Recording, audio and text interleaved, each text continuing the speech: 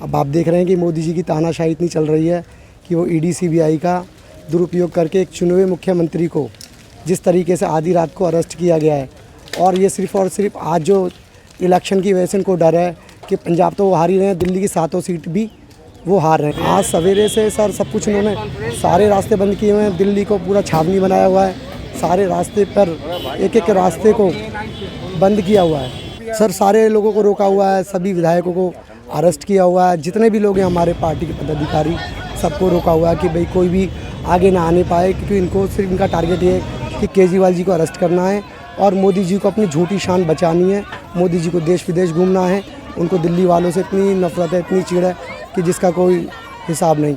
मगर मैं ये कहता हूँ कि एक ना दिन सत्ता बदलेगी। आपने देखा चंडीगढ़ का जो चुनाव था, चंडीगढ़ में साफ साफ इन्होंने चोरी करी। वो तो भगवान की कहते हैं ना कि ईश्वर की तीसरी आँख थी, वो आँख खुली हुई थी तो इनकी चोरी पकड़ी गई। जब एक छोटे से मेयर के चुनाव के लिए इतनी ये चोरी चकारी कर सकते हैं, वोटों में गड़बड़ी कर सकते हैं, तो ये तो सभी भ्रष्टाचार हैं जी। हाँ, इन लोगों ने अरेस्ट किया, हम लोगों को इकट्ठा नहीं करने देते। हम शांतिपूर्वक विरोध कर रहे हैं, लेकिन ये हमारा विरोध की आवाज़ दबाना चाह रहे हैं। आपको क्या लगता है आगे क्या होगा? आगे ये है कि हम लड़ाई लड़ेंगे। अभी लोकसभा चुनाव में लोगों को दिख रहा है कि क्या कैसे कैसे गुंडागर्दी कर रहे हैं, तो लोकसभा चुनाव में बदलाव लाएंगे लोग। और लोगों को जो इनकी पार्टी के लोग हैं वो उनको भी लग रहा है कि हर एक से हद से ज़्यादा गुंडागर्दी कर रही है। पब्लिक भी सबक दिखाएगी अब क्या इनको। ये जी एक ब्लैक डे के रूप में घोषित है, जिसको हम ब्लैक डे कहते हैं। इन्होंने लोकतंत्र की हत्या कर दी है, तार तार कर दिया है लोकतंत्र। आज देश का बच्चा, जवान, किसान, बूढ़ा सबको पता है कि आज लोकतंत्र खतरे में है, संविधान खतरे में है, और ये लोग उस चीज़ को बिल्कुल ख़त्म करना चाहते हैं। ये तो मोदी जी तानाशाही अब ये कहते हैं कि हम 400 पार 400 पार। मैं तो एक चीज़ जानता हूँ, अगर ये ढंग से चुनाव कराए जाएँ तो ये 40 पार भी नहीं होंगे।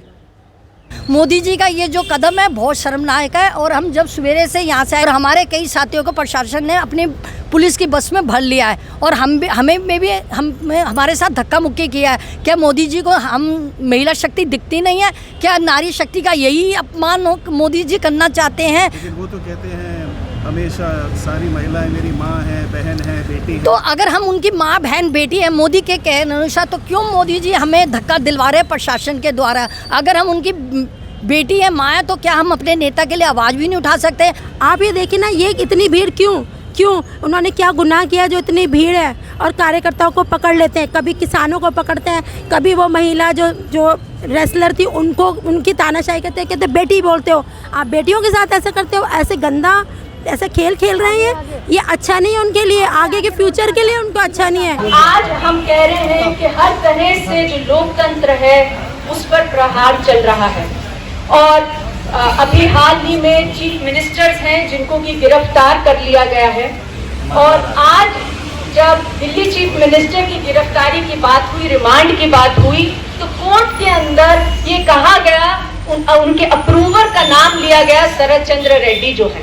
और अगर हम इलेक्टोरल बॉन्ड में जो डेटा निकला है उसको अगर हम देखेंगे तो शरद चंद्र रेड्डी जो है उनकी औरोबिंदो फार्मा लिमिटेड करके कंपनी है। और वो दिख रहा है उस पूरी सूचना जो बैठ के अब सारे जर्नलिस्ट जिसको देख रहे हैं कि 5 करोड़ रुपए उनकी कंपनी ने चंदे में दिए इलेक्टोरल बॉन्ड्स के थ्रू 5 दिन बाद जब वो अरेस्ट हुए उसके। और उसके बाद भाजपा को वो पैसे गए, तो ये ऐसा नहीं है कि कहीं पे भी खरीद के उन्होंने दे दिए, भाजपा को चंदा दिया। उसके बाद दिल्ली हाई कोर्ट में बेल जब उन्होंने अप्लाई करा बेल लेने के लिए, मई 2023 में उनको बेल दे दी गई। लेकिन इसमें जरूरी बात क्या है, ईडी ने बेल को अपोज नहीं किया।